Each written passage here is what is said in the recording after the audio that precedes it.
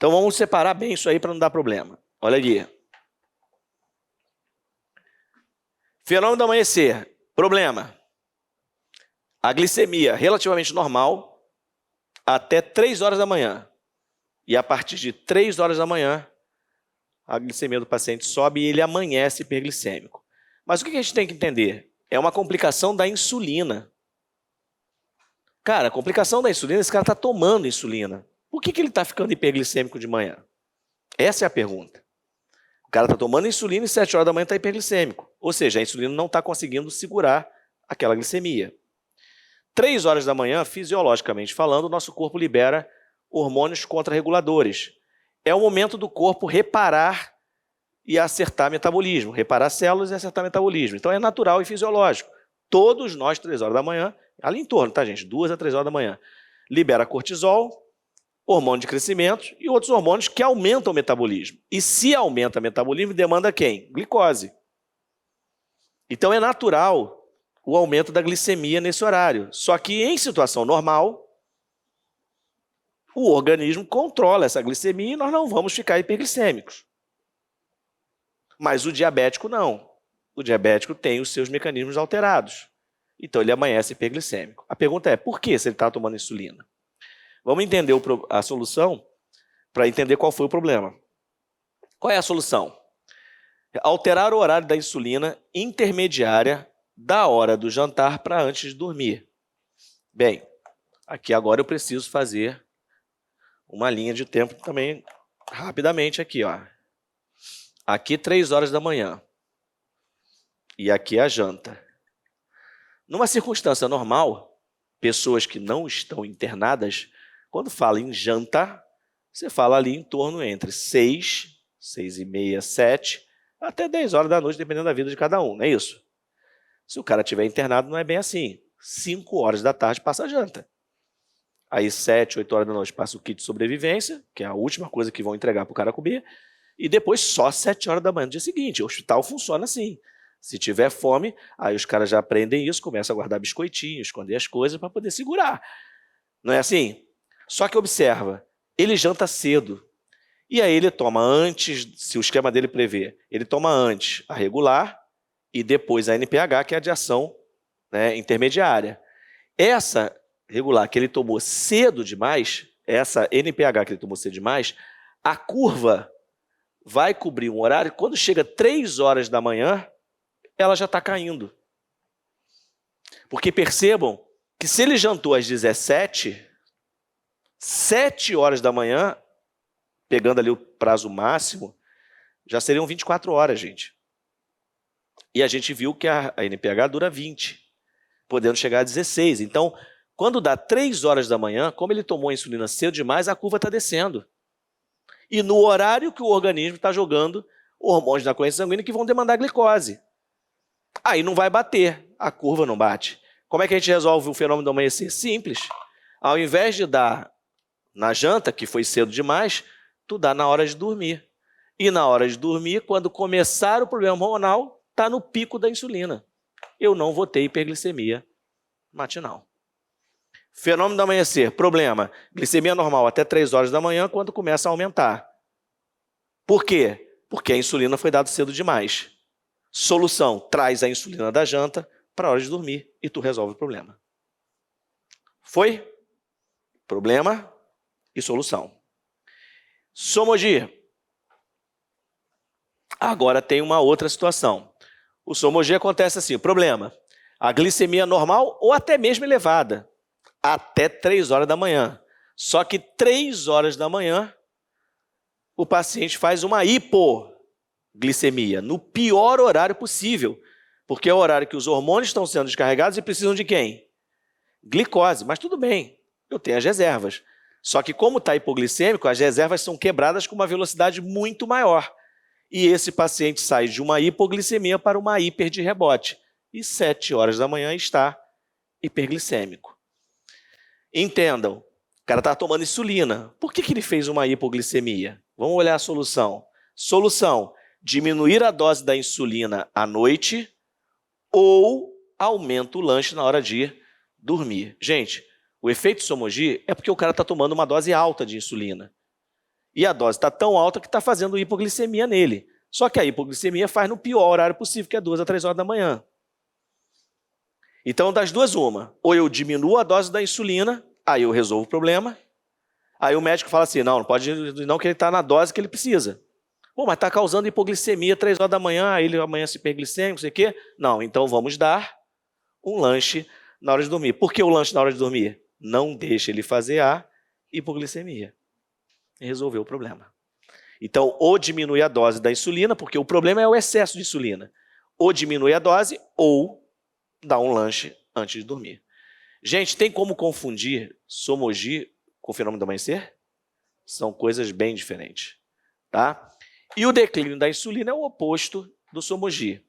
O declínio da insulina, você tem ao longo da noite, desde o momento que o cara vai dormir, a glicose vai subindo, vai subindo, vai subindo, e 7 horas da manhã está hiperglicêmico. Por quê? Porque a dose da insulina está baixa demais, ela está subdimensionada. É o oposto do somogi. Somogi é a dose muito alta e o declínio da insulina é a dose muito baixa. Aí basta você aumentar a dose noturna de insulina intermediária ou longa, ou instituir uma dose extra de insulina para não deixar essa glicose subir.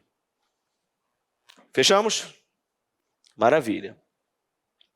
Bom, o Caderno de Atenção Básica 36, e Marinha pega os detalhes, diz que tem comorbidades frequentes em pessoas com diabetes mellitus. E quais são essas comorbidades? Pergunta que a Marinha faz, tá? E que a gente tem sempre que investigar.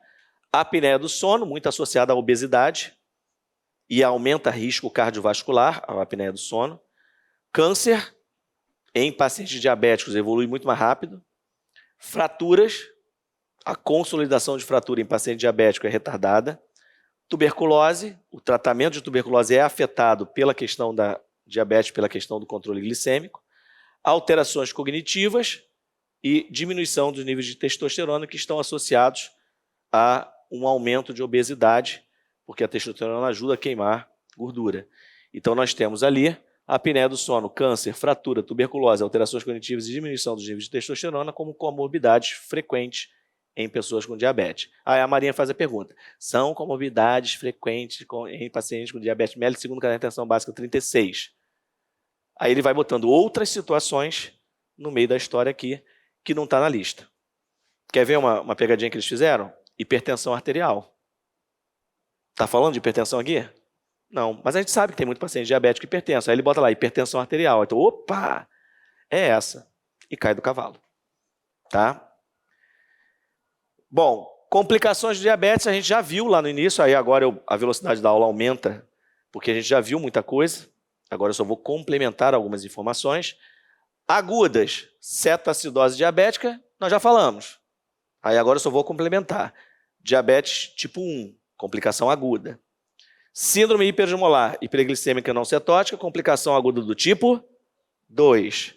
E a hipoglicemia, que pode acontecer com qualquer paciente diabético. Nas complicações crônicas, macrovascular e micro, que a gente já explorou, aí eu só vou acrescentar alguns detalhes. Que detalhes são esses? Cetoacidose. Já identificamos as 3 sintomatologias clássicas da cetoacidose. Hiperglicemia, desidratação e acidose metabólica. Mas existem outros sinais. Respiração de Kussmaul, ritmo de hiperventilação associado à cetoacidose, é compensatório. A gente vai ver isso melhor na aula que eu vou falar sobre monitorização do paciente. Olha que chique, estão me ligando de fora do Brasil. É isso aí. Aí tu pergunta, quem você conhece fora do Brasil? Conheço vários alunos. Outro dia me ligaram para pedir uma ajuda, porque estava lá no Hospital da Alemanha, a menina foi trabalhar lá, e ela não entendia um sistema e me ligou. Eu estou vendo um número esquisito me ligando, não atendi a primeira vez, não atendi, daqui a pouco entrou uma mensagem no WhatsApp. De mim, me ajuda, Aí eu olha aqui, hálito cetônico, característico de diabetes tipo 1, alteração de potássio, o paciente pode ter potássio normal, alto ou baixo. Inicialmente pode ficar alto. E potássio alto ou baixo é risco cardiovascular, risco de parada cardíaca. E dor abdominal, que é clássico no quadro de cetoacidose. Então, esses daqui tem que saber, tá, gente? Em especial, existe até outro, na apostila vocês vão ver outros sinais, mas esses daqui são os destaques. E em especial os 3 primeiros que são clássicos. Ok? Na síndrome hiperosmolar, a gente já matou, porque a gente viu que só tem os 2. Gente, a desidratação que essas duas complicações causam é severa, e o paciente pode morrer delas. Então, na síndrome hiperosmolar, o cara tem 800 de glicemia e chega extremamente desidratado para a gente. E, às vezes, ele não responde a tratamento de volume. Função renal vai para o espaço, o paciente morre das complicações. Então, falando assim, parece que, né, para a prova é mais tranquilo, que só tem 2 a gravar, mas o quadro clínico é grave. E a hipoglicemia, lembrar que o valor que determina a hipoglicemia abaixo de 70, uma glicemia abaixo de 70, isso é hipoglicemia. Porém, sinais e sintomas só abaixo de 60. Então, ela começa com 70, mas o paciente ainda é assintomático. Quando cai de 60 é que os sintomas começam. E se dividem em 2 grupos. A hipoglicemia leve, ela dá reação adrenérgica, tremor, fome, taquicardia, situações adrenérgicas. Mas a moderada grave começa a faltar glicose no cérebro, começa o mau funcionamento cerebral e o paciente altera nível de consciência. São os sintomas neuroglicopênico. Pênico, diminuição, glicose, neurosistema nervoso. Diminuição de glicose, sistema nervoso.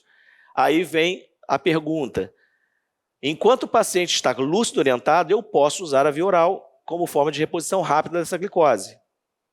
Mas se ele estiver neuroglicopênico, eu já não posso mais usar a via oral. Então, eles falam assim, paciente com sintomas neuroglicopênicos, a prioridade de atendimento é, aí ele bota lá, letra A, fornecer carboidrato rápido de não sei o que, via oral. Fornecer não sei o que, via oral. Fornecer não sei o que, via oral, pulsionar acesso venoso para a reposição rápida de insulina, de glicose, nesse caso. Então, falou em moderada grave, acesso endovenoso e glicose hipertônica. Tá? Falei insulina, o negócio foi... Pô, o cara está hipoglicêmico, eu dou insulina, eu mato o cara, né? Pelo amor de Deus. As complicações macrovasculares, cardiopatia isquêmica, infarto, doença cerebrovascular, AVC, e a doença vascular periférica que pode acontecer, né, como o pé isquêmico, que é uma das complicações, né, crônicas do diabetes. Da parte de complicações crônicas, gente, microvascular, a gente já falou bastante coisa, então eu só vou complementar. Por exemplo, nefropatia, eu vou dar uma aula para vocês de nefro, a gente vai reforçar que é a principal causa de doença renal, e esse paciente vai para diálise. Então, a Marinha, quando pergunta nefropatia, ela pergunta pela diálise. Ela joga para diálise e faz pergunta de diálise. Então, vai ser na aula de clínica médica, lá para frente, que a gente vai discutir isso. Tá? Aqui, o que ela pergunta, que está no caderno 36, é a microalbuminúria, que a gente já explicou, por isso eu não vou repetir. Neuropatia, a gente viu que tem a periférica e que a artropatia de Charcot e o pé diabético são os 2 problemas, a úlcera e o pé diabético. Em relação ao pé diabético, uma das prevenções é entrar com o quê? Com o tratamento, né, com os exames preventivos, monofilamento de 10 gramas e diapasão, para que eu perceba que o paciente está perdendo a sensibilidade protetora dos pés e consiga agir rápido. Ela não evita, mas ajuda eu a identificar que o problema está iniciando. E a neuropatia sudomotora, o problema, e a autonômica, é que podem ser graves. A sudomotora abre porta para o pé diabético e a autonômica perde tônus simpático, que por si só já é grave. E em relação à retinopatia, o texto vai falar que a catarata, o glaucoma, que a gente já citou, né, e a ceratopatia são condições que podem acometer o paciente, mas ele te diz que a retinopatia tem estágios. Então, o primeiro estágio, que é chamado não proliferativo, o paciente não tem sintomas, mas ele começa a evoluir, e o último estágio, que é a mais grave, é a proliferativa, em que você tem vasos sanguíneos proliferando para dentro da retina, e isso vai impedindo a visão acontecer. E, nesses casos, a cegueira é irreversível. Tá? Para quem nunca viu o Charcot, é isso aqui. Ó. Nessa figura aqui, o lado direito de vocês é o normal, e aqui um pé de Charcot. Observe que ele perde a concavidade. E aqui na foto do meio, ele mostra que a superfície plantar fica totalmente exposta porque ela é empurrada para fora, tá vendo? Fora que os dedos... Então, aqui embaixo, ó, na foto de lá e a foto real, você tem pacientes com dedos que vão se deformando também, vai abrindo as úlceras e você vai tendo a maior possibilidade de lesão dos pés, tá? Fora que o cara não consegue calçar sapato, né? Bem, uma preocupação é a diferenciação do pé isquêmico para o pé neuropático. Preste atenção nisso, tá? Não tem como errar isso em prova, gente. O que é uma isquemia? Está faltando sangue. Que tipo de sangue? Arterial, que é o que leva oxigênio. Cuidado com isso na prova, que eles botam sangue venoso. Sangue arterial. Então, se não tem o sangue arterial, a gente vai falar disso numa outra aula, as úlceras arteriais, elas são mais dolorosas. Então, o paciente tem uma claudicação intermitente, que é o mancar, né? Uma dor em repouso, que piora quando ele faz exercício ou eleva o membro, e a inspeção. Se ele bota o pé para baixo, fica um pouco mais vermelho. Se ele bota para cima, fica pálido, porque não tem circulação normal. Ele não tem uma temperatura adequada, porque não tem circulação arterial, e ele não tem presença de pulsos, porque não tem uma circulação arterial. Então, percebam que todo o quadro é associado à falta de circulação, e por isso o pé é isquêmico. Agora, o pé neuropático, o nome já diz, neuro é alteração neurológica. Então, o descritivo do pé neuropático, o paciente perde sensibilidade, tudo a ver com o sistema nervoso, tá? Ele pode se referir formigamento, queimação, ou seja, sintomas neurológicos. Gente, não dá para confundir características de pé neuropático com pé isquêmico. É só raciocinar em cima da própria fisiopatologia da doença que você consegue matar, tá? Como é que a Marinha faz? É uma condição do pé isquêmico. O paciente tem palidez, né, quando eleva o membro, tem claudicação e tem formigamento. Não, formigamento é do neuropático. É assim que ela monta a armadilha para vocês. Então, o isquêmico não vai falar de nada de neuro. E no neuro não fala nada de isquêmico. Então, na hora de estudar, separa, bota a listinha separada que vai ficar muito mais fácil identificar. Eu gosto muito do exercício de botar lado a lado. Isquêmico e neuropático vai colocando sinais. Aí você percebe rapidamente que não tem como confundir. Tá? Avaliação da pele. Aí recomendo aqui no exame físico que o enfermeiro faz, avalia a pele. Observação de higiene dos pés, corte das unhas. Não vou ler isso aqui tudo não, tá, gente? Eu só vou chamar a atenção do seguinte. Eu observo presença de bolha, ulceração, área de eritema, diferença na temperatura de todo o pé ou parte dele. Presta atenção nisso aqui. Porque como ele está falando pele, aqui embaixo ele fala de temperatura. E mais à frente ele vai falar de avaliação vascular. E a gente acabou de falar que o pé isquêmico você tem diferença de temperatura. Aí atualmente pode associar que a verificação de temperatura é somente na área vascular. Não, dentro da parte de pele você já vê se tem temperatura igual ou não. Tá ok? Na avaliação músculo-esquelética, o alvo é Charcot, porque é um problema que se torna comum e traz outros problemas associados. Na avaliação vascular, observa que ele fala da palpação do pulso pedioso tibial, mas ele fala também observar a temperatura. Por isso eu chamei a atenção que a avaliação de temperatura não está somente no âmbito da vascular, também está na avaliação de pele, para vocês não errarem caso a banca pergunte porque como é que isso aqui cai na prova da Marinha. São itens avaliados pela avaliação de pele, exceto, aí ele vai pegar, observar o pé de Charcot. É uma ação do enfermeiro, mas não está dentro da avaliação de pele. Charcot é na parte musculoesquelética. É assim que ela monta a questão. Tá? Aí você vê a ausência ou diminuição de pulso, rarefação de pelos. Aqui está a segunda armadilha, porque rarefação de pelos, o cérebro tende a processar com a pele. Estou avaliando pele e vejo se os pelos estão rarefeitos. Não, rarefação de pelo está dentro da parte vascular. Então, cuidado com isso. Monofilamento de 10 gramas. Importância dessa imagem aqui. Saber exatamente onde aplica o monofilamento, que é onde vem a pergunta.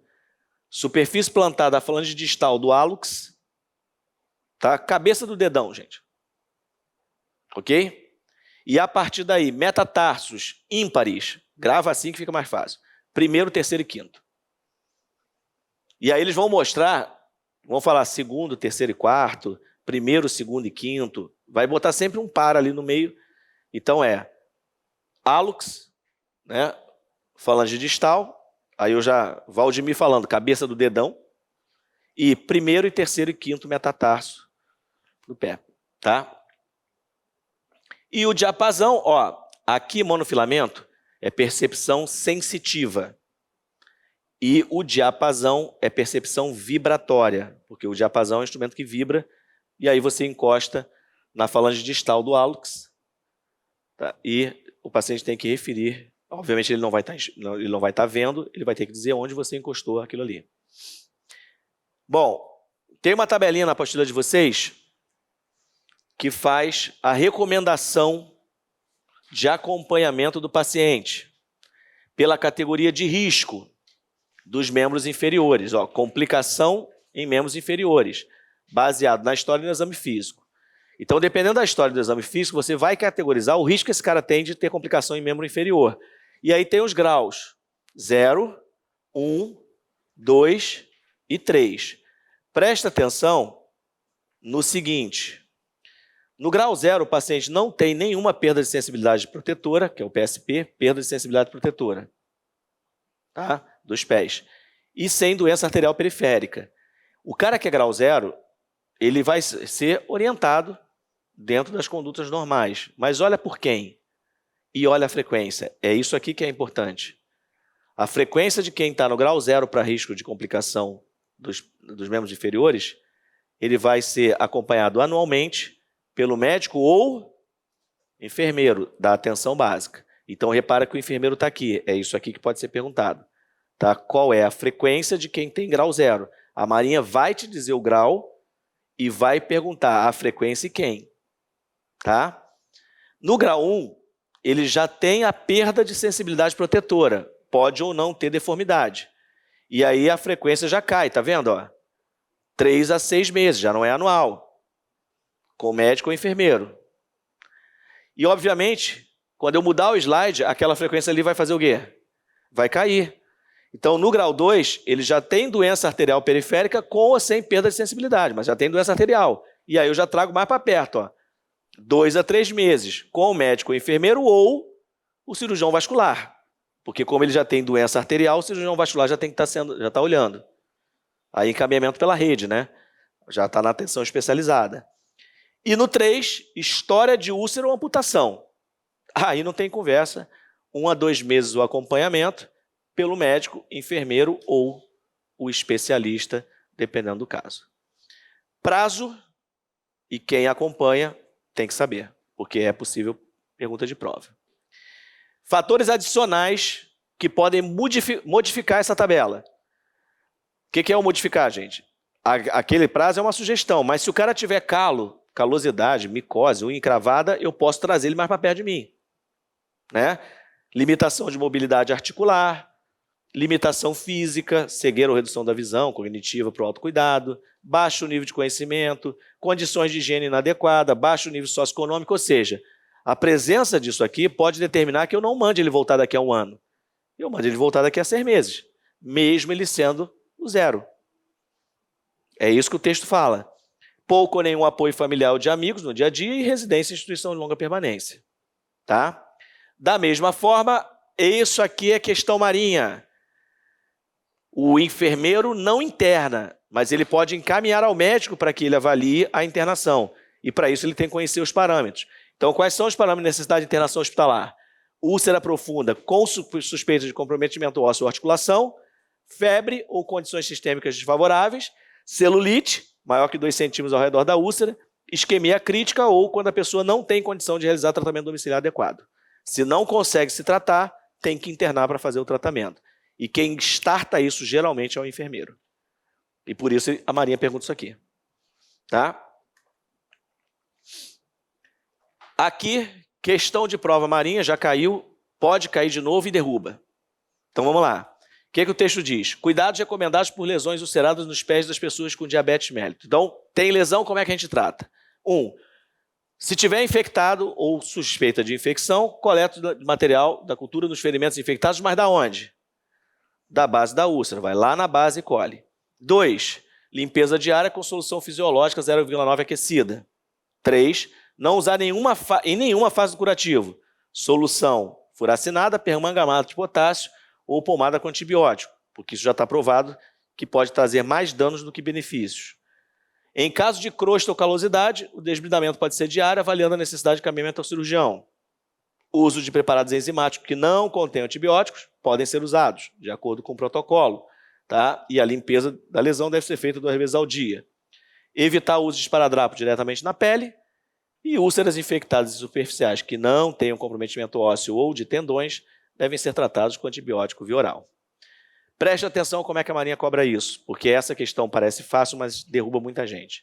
A Marinha bota assim: são cuidados recomendados para lesão ulcerada nos pés de pessoas com diabetes mellitus, segundo o Caderno de Atenção Básica 36, exceto, letra A, evitar o uso de esparadrapo diretamente sobre a pele.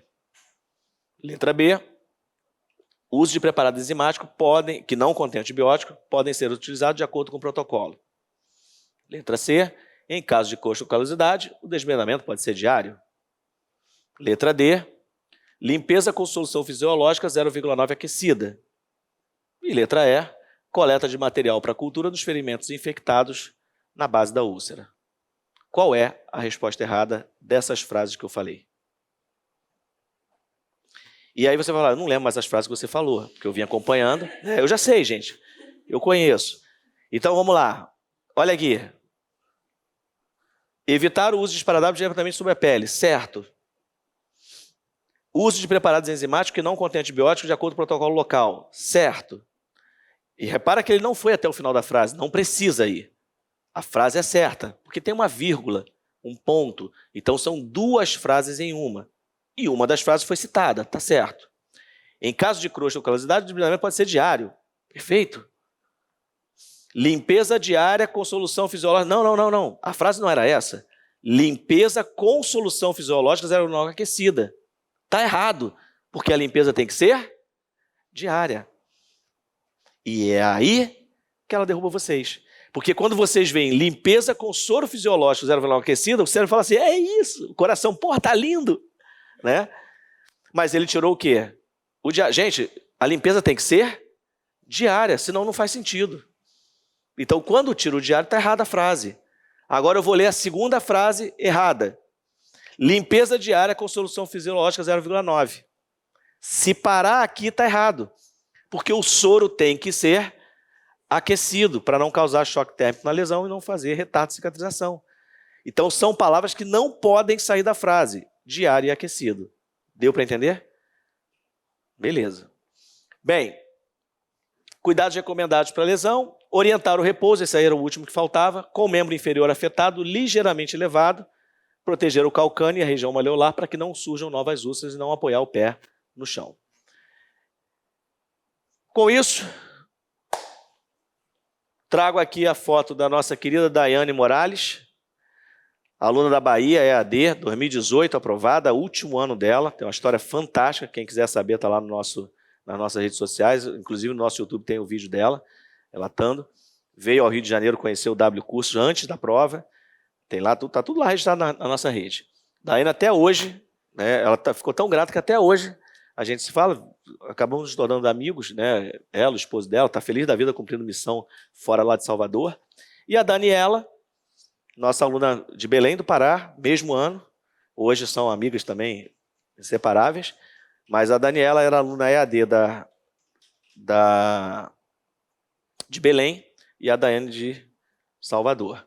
E nesse ano, alunos da turma presencial também passaram. Então, o nosso preparatório atinge os alunos presenciais e os alunos EAD, com a mesma eficiência. Tá? Sonhar grande e sonhar pequeno dá o mesmo trabalho. Então, se dá o mesmo trabalho, vamos sonhar grande. A partir de hoje, foquem no futuro. Mentalizem todos os dias que vocês estão com a farda da Marinha. E esse pensamento vai ajudá-los a passar pelo turbilhão de sentimentos que essa jornada traz. Sejam bem-vindos ao W Cursos e vamos rumo à vitória.